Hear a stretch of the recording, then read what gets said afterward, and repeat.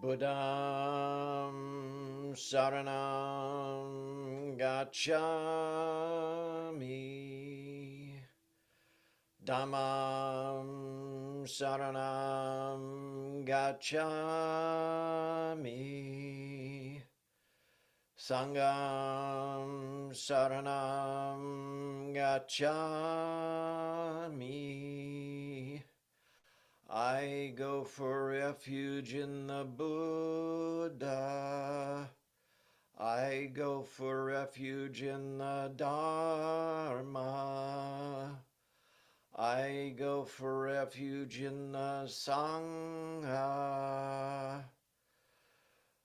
Buddham Saranam Gacchami. Dhammam Saranam Gacchami. Sangham Saranam Gacchami.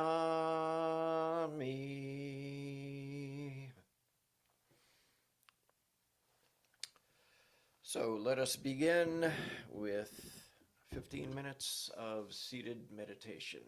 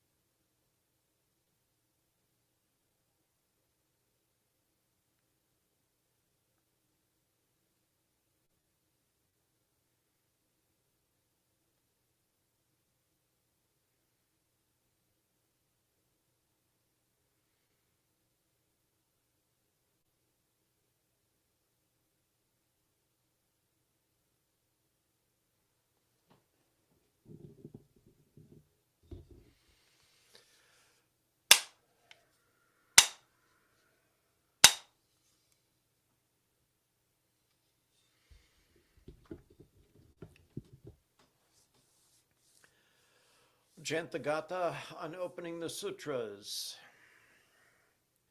This Dharma, incomparably profound and minutely subtle, is rarely encountered even in hundreds of thousands of millions of ages. Now we see it, hear it, hold and meditate it. May we completely realize the true mind of all Buddhas.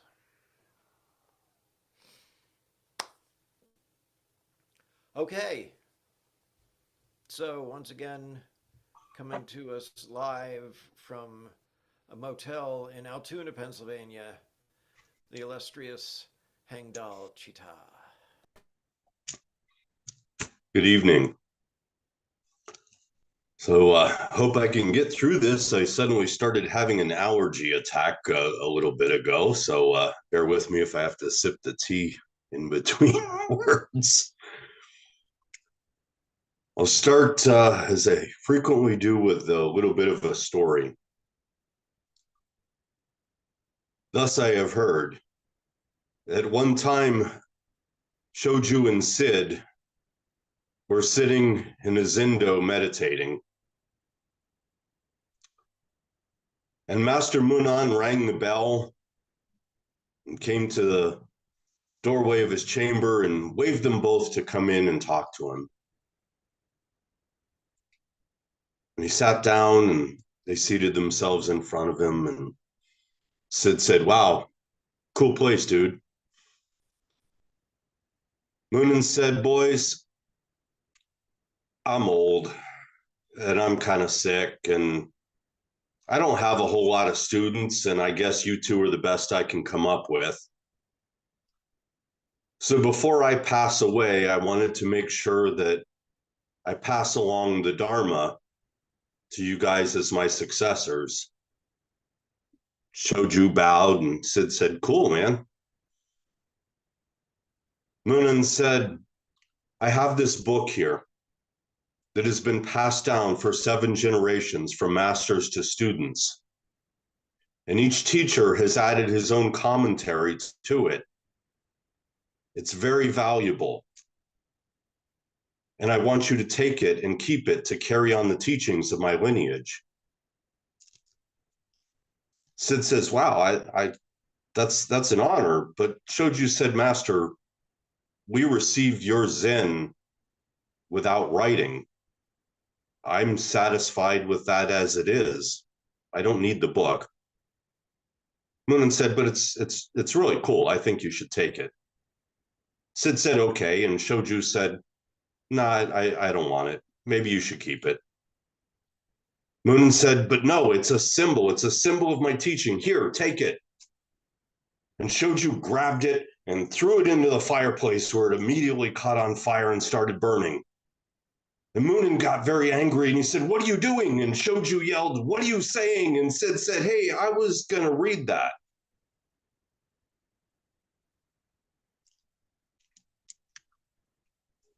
A lot of the talks I give, I kind of make fun of books, and Young Jin has commented many times on a poem I wrote a long time ago, making fun of books, and you might get the sense that I don't care much for them. It's actually the opposite. I love books. I love to read. I love to study. I have throughout my life filled bookshelves upon bookshelves with them. I grew up in a house full of books with a father who taught philosophy and ethics and humanities.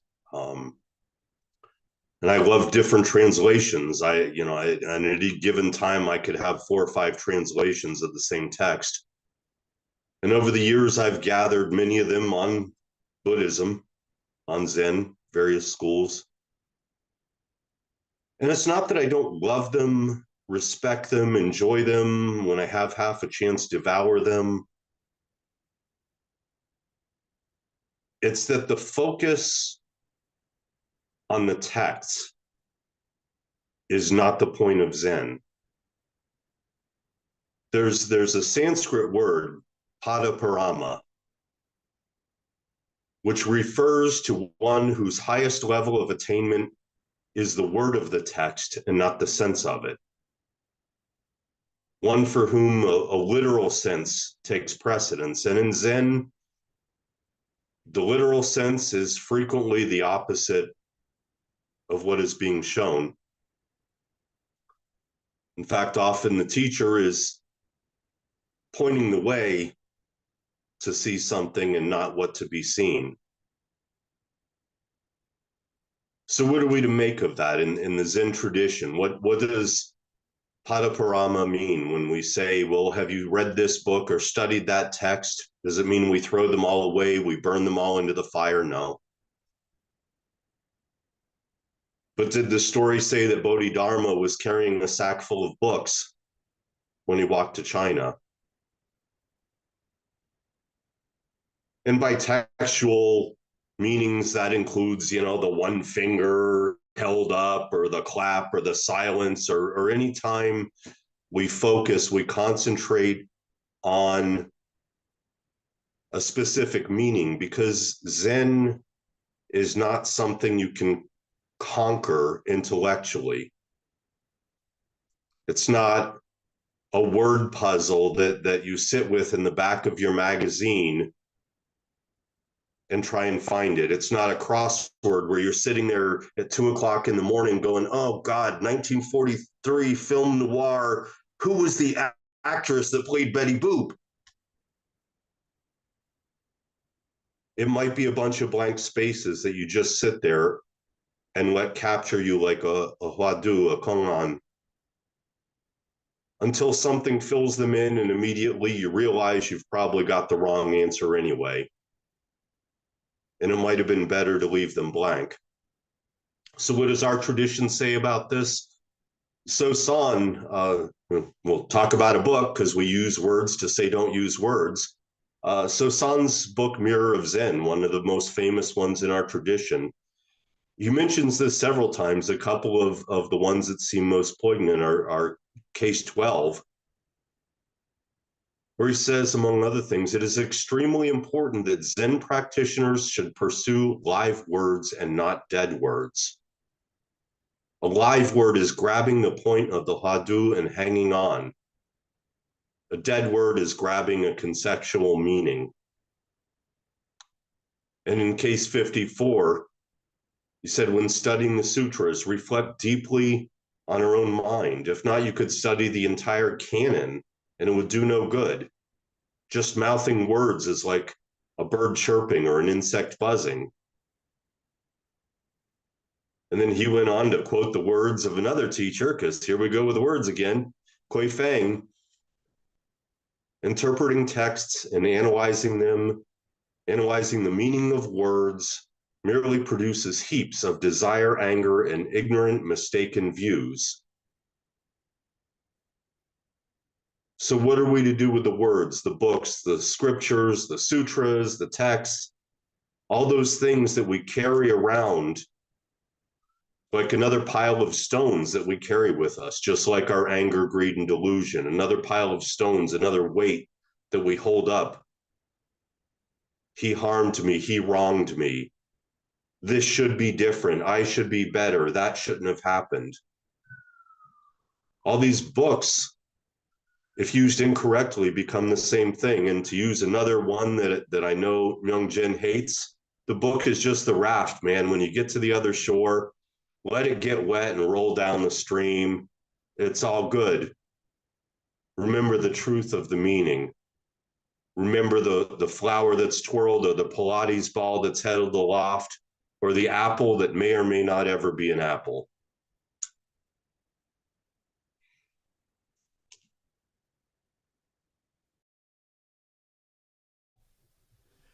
Thank you for your teaching. I just keep thinking of something that you and I had a discussion about a long time ago about who your Sangha was. So, but we'll get to that at the Dharma chat afterwards. So let us resume with another 15 minutes of seated meditation.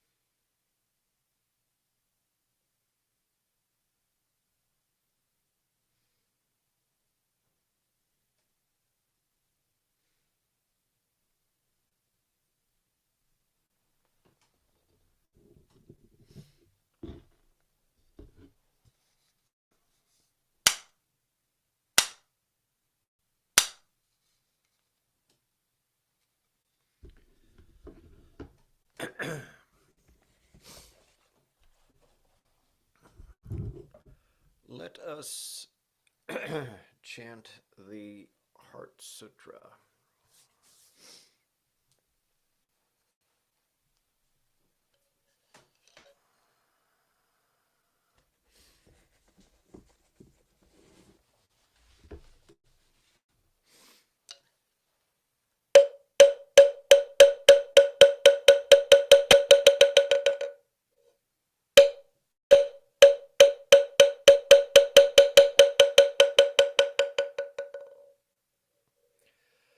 Mahaprajna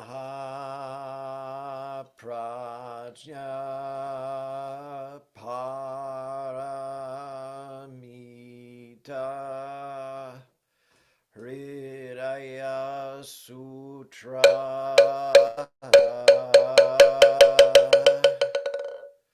Avalokiteshvara Bodhisattva when practicing deeply the prajna paramita perceives that all five skandhas are empty and is safe from all suffering and distress. Shariputra, form does not differ from emptiness. Emptiness does not differ from form. That which is form is emptiness. That which is emptiness, form. The same is true of feelings, perceptions, impulses, consciousness. Shariputra, all dharmas are marked with emptiness. They do not appear or disappear, are not tainted or pure, do not increase or decrease. Therefore in emptiness, no form, no feelings, perceptions, impulses, consciousness, no eyes, no ears, no nose, no tongue, no body, no mind, no color, no sound, no smell, no taste, no touch, no object of mind, no realm of eyes, and so forth, until no realm of mind consciousness, no ignorance, and also no extinction of it, and so forth, until no old age and death, and also no extinction of it, no suffering, no origination, no stopping, no path, no cognition, also no attainment, with nothing to attain. The bodhisattva depends on prajna paramita,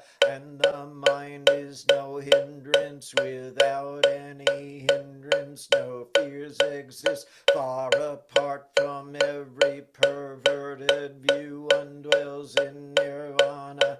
In the three worlds, all Buddhas depend on prajna paramita and attain anuttara samyak sambodhi. Therefore know that prajna paramita is the great transcendent mantra, is the great bright mantra, is the supreme mantra, is the utmost mantra, which is able to relieve all suffering and is true, not false. So proclaim the prajna paramita mantra. Proclaim the mantra which says gate gate pada gate pada samgate bodhi svaha gate gate pada gate pada samgate bodhi svaha gate gate pada gate pada samgate bodhi svaha.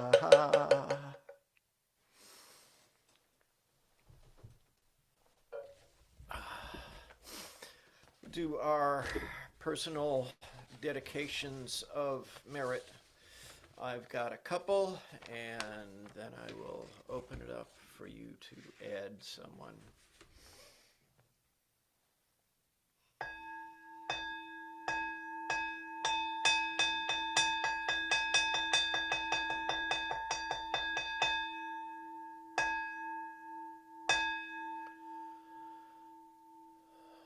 All sentient beings are one seamless body and pass quickly from birth to death. We remember those who cared for us and are gone. those who are ill, those who are at war, who are hungry and who are in pain, may they heal and have peace. We especially dedicate our service to Thomas Bishop, Simon Reese Gartland, Mike Gingy Wood, and I'll open it up for you. Quentin and the Ball family. Any others?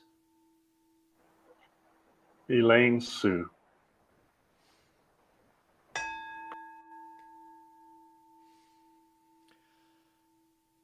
All beings in 10 directions, subject to the greed, hatred, and delusions of themselves and others.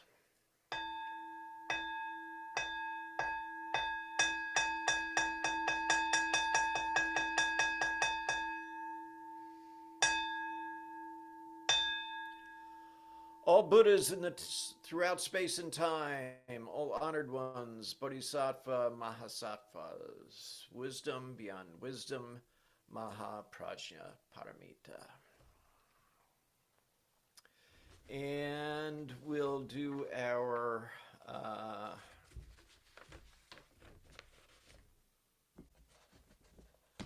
faith and practice vow.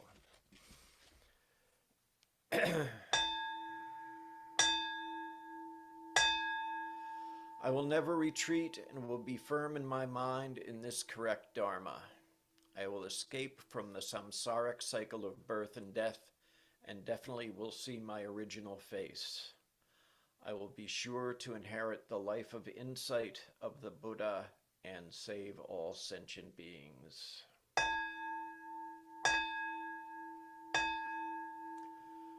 Brother Hangdal. Infinite realms of light and dark convey the Buddha mind. Birds and trees and stars and we ourselves come forth in perfect harmony. We practice and recite this for all beings in grateful thanks to our many guides along the way. And we'll recite the 4 great Bodhisattva vows. Sentient beings are numberless. We vow to help them all. Delusions are countless. We vow to see through them all. Opportunities to awaken are infinite. We vow to embrace them all. The Buddha way is endless. We vow to embody it.